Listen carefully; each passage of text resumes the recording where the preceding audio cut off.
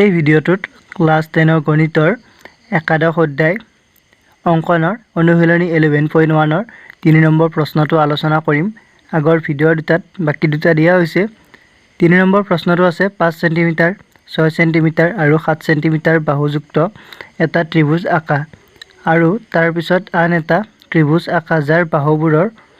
প্ৰথম ত্ৰিভুজটোৰ অনুৰূপ বাহুবোৰৰ 7/5 গুণ হয়। এতিয়া চাব প্ৰথমতে আমি 7 সেন্টিমিটাৰ বাহুৰ ইয়াত তিনিটা বাহু দিয়া আছে 5 সেন্টিমিটাৰ 6 সেন্টিমিটাৰ আৰু 7 সেন্টিমিটাৰ। ইয়াৰ 7 সেন্টিমিটাৰটো আটাইতকৈ দীঘল। প্ৰথমতে আমি দীঘল বাহুটো লওঁ। এতিয়া চাব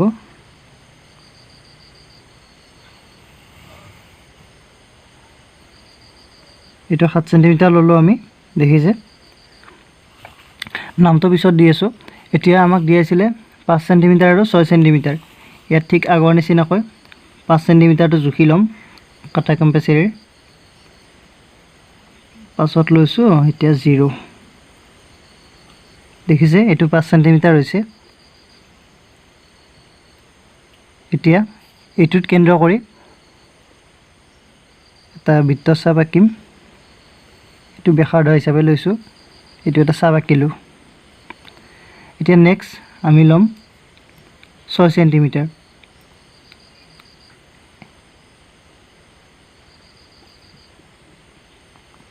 এইটো 6 সেন্টিমিটাৰ, দেখিছে। এতিয়া ইয়াৰ পৰা ল'ম। এই দুটা বিন্দুৱে ইয়াত কটাকটি কৰিছে, অৰ্থাৎ আমাক যেটো 5 সেন্টিমিটাৰ 6 সেন্টিমিটাৰ আৰু 7 সেন্টিমিটাৰ বাহুযুক্ত ত্ৰিভুজ আঁকিব দিছিলে এইটোৱে হ'ব। এতিয়া আমি এইখিনি সংযোগ কৰি দিওঁ।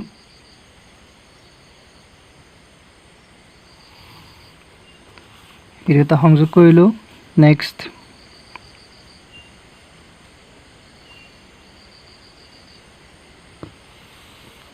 সংযোগ কৰিলো, দেখিছে। এতিয়া ত্ৰিভুজটোৰ নাম দি লওঁ। ত্ৰিভুজটোৰ নাম দিওঁ মই, চাব এইটো দিলো A বিন্দু, নেক্সট এইটো দিলো B আৰু এইটো দিলো C বিন্দু। এতিয়া B বিন্দুক BC ৰেখাৰ লগত আমি এটা সূক্ষ্মকোণ কৰি ৰেখা এডাল আঁকিম। ইয়াৰ পৰা সূক্ষ্মকোণ কৰি চাব ইয়াত আকৌ চাব আমাক যেটো অনুপাত উলিয়াব দিছিলে অনুপাতটো আছিলে 7/5 হৈছিলে দিয়া আছে। চাব প্ৰশ্নটো প্ৰথম ত্ৰিভুজটোৰ অনুৰূপ বাহুবোৰৰ 7/5 গুণ হয়। ইয়াত মই প্ৰথম 2 নম্বৰ প্ৰশ্নটোত মই কৈ দিছিলোঁ যে যদি ইয়াত আমি ওপৰটো লক্ষ্য কৰিব লাগিব। ইয়াত দেখিছে হৰতকৈ লবটো ডাঙৰ, অৰ্থাৎ আমাৰ যেটো ত্ৰিভুজ আঁকিম আমি সেই ত্ৰিভুজটো এই ত্ৰিভুজতকৈ অলপ ডাঙৰ হ'ব। বুজি পাইছে কি ক'বলৈ গৈছো? এতিয়া আপোনালোকে চিত্ৰটো আকতে অলপ ঠাইটো ভালদৰে এৰিব যাতে একেবাৰে ওপৰত নাকে।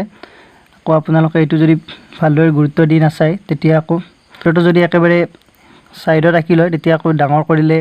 আকৌ মুছিব লাগিব। সেইভাবে প্ৰশ্নটো ভালদৰে চাই ল'ব। এতিয়া ইয়াত 7 দেখিছে, ইয়াত আমি 7টা ঘাই বনাব লাগিব। 7 আছে ইয়াত, এই দুটা ডাঙৰ সংখ্যাটো 7 আছে, সেইভাবে আমি 7টা ঘাই বনাব লাগিব।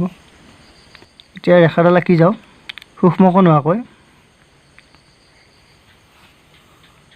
এডাল ৰেখা আঁকিলো, দেখিছে। ৰেখাডালৰ নাম দিলো আমি BX। এতিয়া ইয়াত 7টা বিন্দু ল'ম, 7টা সমান ভাগ ল'ম। এতিয়া ভাগকেইটা আপোনালোকে ইচ্ছামতে আঁকিব, কিন্তু ইমান ডাঙৰ নল'ব। ডাঙৰ ল'লে দেখিছে গোটেই পাতটো আগুৰি ল'ব। সেইভাবে আমি অলপ মিলাকৈ ল'ম, 7টা ভাগ ল'ম। মই এনেকুৱাকৈ লৈছো, এনেকুৱা জোখত 7টা ল'ম, অলপ ডাঙৰ জোখ লওঁ।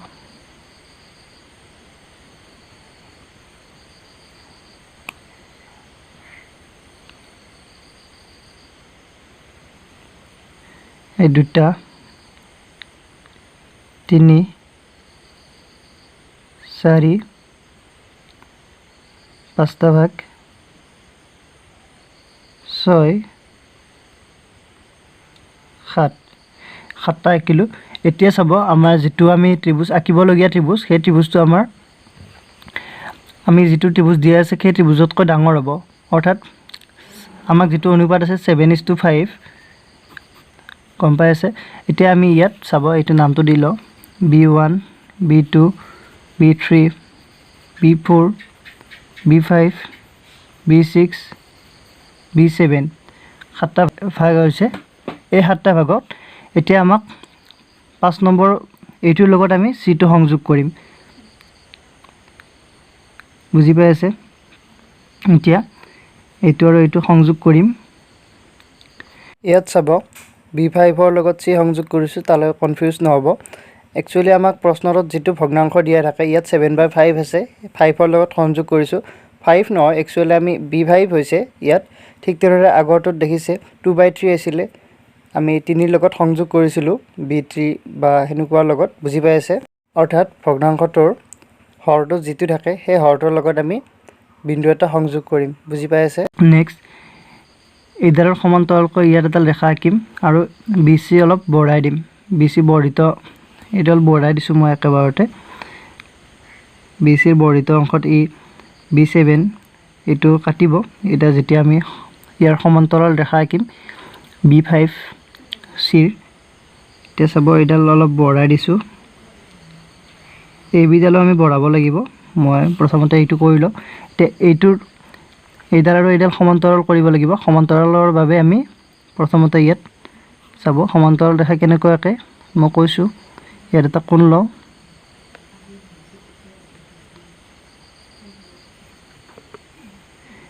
এইখিনি জোখ লৈছো এতিয়া নেক্সট এইটোত আমি তেনেকুৱাকৈ জোখ এটা লম এইটো এটা জোখ দেখিছে এতিয়া নেক্সট আমি এইখিনি জুখি চাম এইখিনি লৈকে আহিছে সো ইয়াতো এনেকৈ কাটি দিব লাগিব ইয়াত কাটিছে দেখিছে অৰ্থাৎ এতিয়া এইটোত আৰু B7 সংযোগ কৰি দিম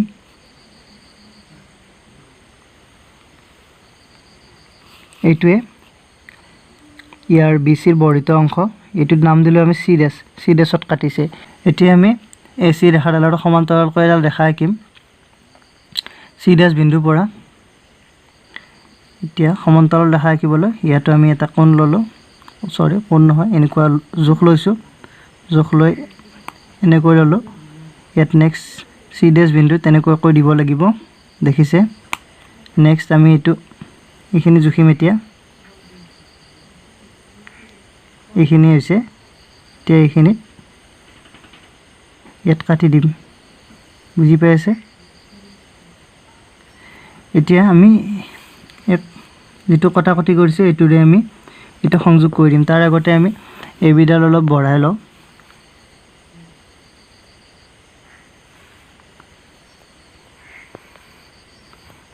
এই বিডাল অলপ বঢ়াই দিছো দেখিছে এতিয়া C ডেশৰ লগত এটা সংযোগ কৰি দিম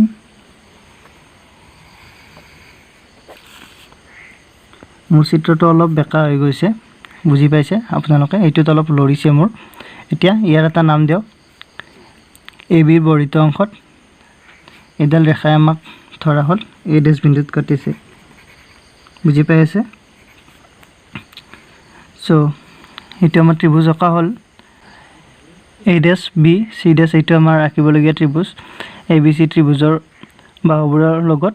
ই সমান অনুপাতত আছে 7/5 অনুপাতত বুজি পাই আছে কি ক'বলৈ গৈছো এতিয়া আমি অঙ্কনৰ পৰ্যায়বোৰ আলোচনা কৰিম এতিয়া অঙ্কনৰ প্ৰণালীবোৰ পৰ্যায়বোৰ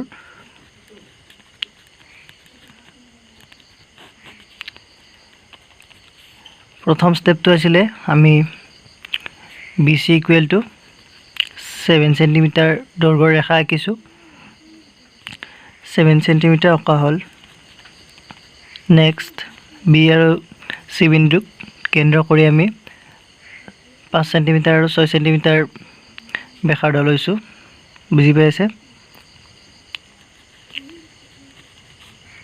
B আৰু C বিন্দুক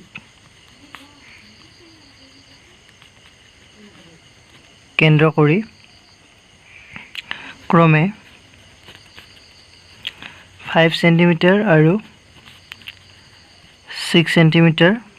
ব্যাসাৰ্ধ লৈ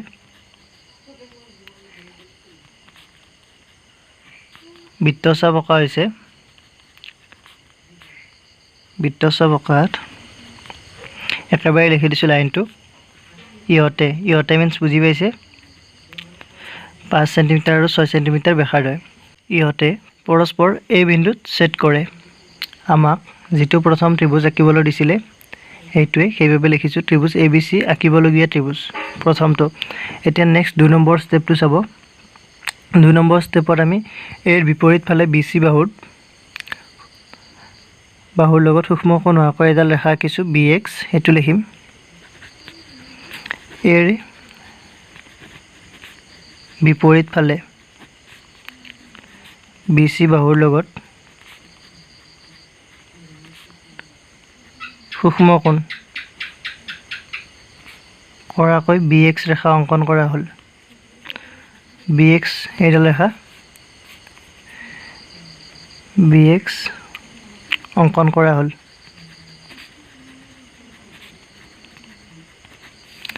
এতিয়া 3 নম্বৰ ষ্টেপটো চাব BX ৰ ওপৰত আমি 7টা সমান ভাগ বহুৱাইছো B1 7টা বিন্দু বহুৱাইছো B1 B2 B3 B4 B5 B6 B7 এতিয়া সেইখিনি লিখিম আমি BX ৰ ওপৰত 7টা বিন্দু B1 B2 B7 বহুৱা হল যাতে B1 equal to B1 B2 equal to এনেকৈ গৈ গৈ আমি শেষত পাম B6 B7 equal to B6 B7 এতিয়া 4 নম্বৰ ষ্টেপটো চাব 4 নম্বৰ ষ্টেপটোত আমি কি কৰিছো B5C সংযোগ কৰিছো বুজি পাই আছে আমি লিখিম B5 C ৰ লগত সংযোগ কৰা হল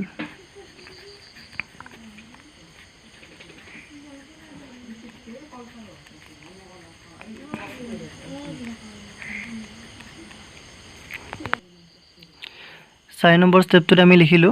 B5 C ৰ লগত সংযোগ কৰা হল এটো দেখিছে চিত্ৰত প্ৰথমতে আমি এটো সংযোগ কৰিছো তাৰ পিছত এতিয়া চাব 4 নম্বৰ ষ্টেপটোত এইটো লিখিব লাগিব বুলি কোনো কথা নাই ইয়াত আমি আৰু বেলেগো লিখিব পাৰো মই লিখি দিছো চাব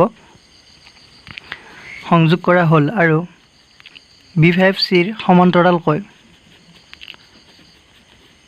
সমান্তৰালকৈ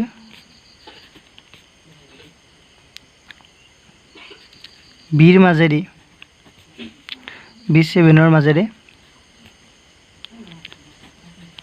বৰ্ধিত ৰেখাখণ্ড BC C ডেছত সেট কৰাকৈ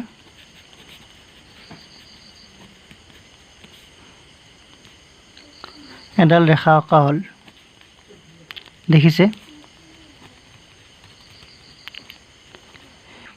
এইটো দেখিছে B7 ৰ মাজেৰে আমি এডাল B5C ৰ সমান্তৰালকৈ এডাল ৰেখা আঁকিছো যিডালে BC ৰ বৰ্ধিত অংশত C ডেছত সেট কৰিছে এতিয়া নেক্সট পইণ্টটো হ'ব আমাৰ এডাল ৰেখা C ডেছক কেন্দ্ৰ হিচাপে লৈ আমি AC ৰ সমান্তৰালকৈ এডাল ৰেখা আঁকিছো A ডেছ C ডেছ সেইখিনি লিখিম C ডেছৰ মাজেদি বা মাজেৰে AC ৰ সমান্তৰালকৈ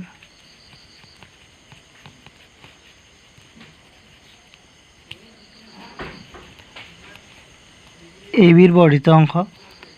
AB বঢ়াই দিছো দেখিছে AB ৰ বৰ্ধিত অংশ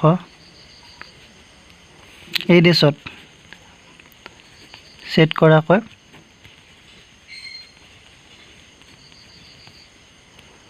এডাল ৰেখা আঁকা হল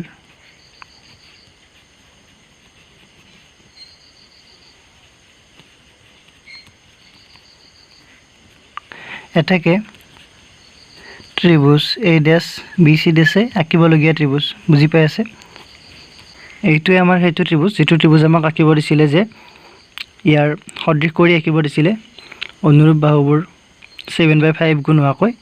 হেতুৱে আমাৰ A ডেছ BC ডেছ ত্ৰিভুজটো বুজি পাইছে এতিয়া প্ৰমাণ শুনি চাম প্ৰমাণ চাব মই বাৰে বাৰে চিত্ৰটো দেখুৱাই নাথাকো আপোনালোকে চিত্ৰটো চাই ল'ব মই কেৱল কৈ যাম প্ৰথমতে চাব আমি B পৰা B7 লৈ 7টা ঘাই বনাইছিলো আৰু B5 by b7 equal to আমাক 7/5 লাগিব so b7 by b5 equal to 7/5 এইটো আমি প্ৰথমতে কৰি লৈছিলো বুজি পাই আছে তাৰ পিছত নেক্সট হ'ব अगेन আকৌ এইটো b7 by b5 equal to এতিয়া চিত্ৰটো চাব আপোনালোকে bc ড্যাশ বাই bc এই দুটা সমান আছিল সমান হোৱাৰ কাৰণটো হৈছে যেহেতু b5c parallel to b7c dash আৰু ত্ৰিভুজ দুটাৰ কথা উল্লেখ কৰি দিব পাৰে আপোনালোকে ত্ৰিভুজ bc b5 similar to ত্ৰিভুজ bc dash b7 এই দুটা ত্ৰিভুজ সদৃশ হোৱাৰ কাৰণটো বুজি পাইছে মই এটা আগতে ক'লো যে ইয়াত b কোণটো মোৰ এতিয়া কোণ হ'ব ত্ৰিভুজটোত b কোণটো মোৰ এতিয়া কোণ তাৰ পিছত এইটো কোণ আৰু এইটো কোণ সমান চিত্ৰটো দেখিছে সেইভাবে কোণ শিকাৰ জমতে এই দুটা ত্ৰিভুজ সদৃশ হ'ব সদৃশ ত্ৰিভুজৰ পৰা আমি এইটো পাম এতেকে এতিয়া এইটো আৰু এইটো সমান হ'ল আকৌ এইটো মান আমি প্ৰথমতে পাইছিলো 7/5 তাৰ পৰা আমি লিখিব পাৰিম যে bc dash by bc equal to 7/5 বুজি পাইছে এতিয়া নেক্সট আকৌ ত্ৰিভুজ abc আৰু a ড্যাশ bc ড্যাশ এইটো দুটা ত্ৰিভুজ আমি যে আঁকিছো তাত চাব তাৰ পৰা আমি পাম যেহেতু ac আৰু a ড্যাশ c ড্যাশ সমান্তৰাল সেইভাবে আমি তাৰ পৰা পাম আগত কোৱা নিচিনাকৈ এইডাল আৰু এইডাল সমান্তৰাল হোৱা বাবে এই দুটা ত্ৰিভুজ যদি লওঁ আমি এইটো ত্ৰিভুজ আৰু এইটো ত্ৰিভুজ ডাঙৰটো এইটো আমাৰ সাধাৰণ কোণ হ'ব তাৰ পিছত এইটো কোণ আৰু এইটো কোণ সমান ইয়াতো কোণ শিকাৰ জমতে এইটো ত্ৰিভুজ আৰু এইটো ত্ৰিভুজ সদৃশ হ'ব বুজি পাই আছে সেইভাবে আমি একেবাৰে লিখি দিছো এটাকে abc similar to a dash b c dash সদৃশ হ'ব তাৰ পৰা আকৌ সদৃশ ত্ৰিভুজৰ ধৰ্মৰ পৰা আমি লিখিব পাৰিম a dash b by ab equal to bc dash by bc equal to a dash c dash by ac এটা সব bc dash by bc equal to আমি পাইছো 7/5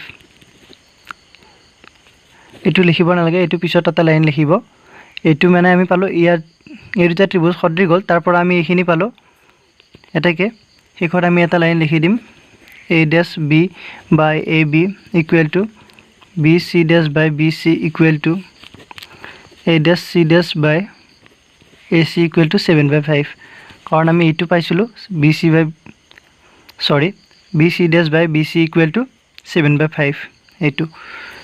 প্ৰমাণিত হ'ল বুজি পাইছে এইখিনিয়ে আজিৰ ভিডিওটো এইখিনিয়ে যদি ভিডিওটো ভাল লাগিছে লাইক কৰিব কমেন্ট কৰিব শেয়াৰ কৰিব আৰু আপুনি যদি মোৰ চেনেলটো নতুন তেতিয়াহলে চেনেলটো সাবস্ক্ৰাইব কৰি ল'ব থ্যাংক ইউ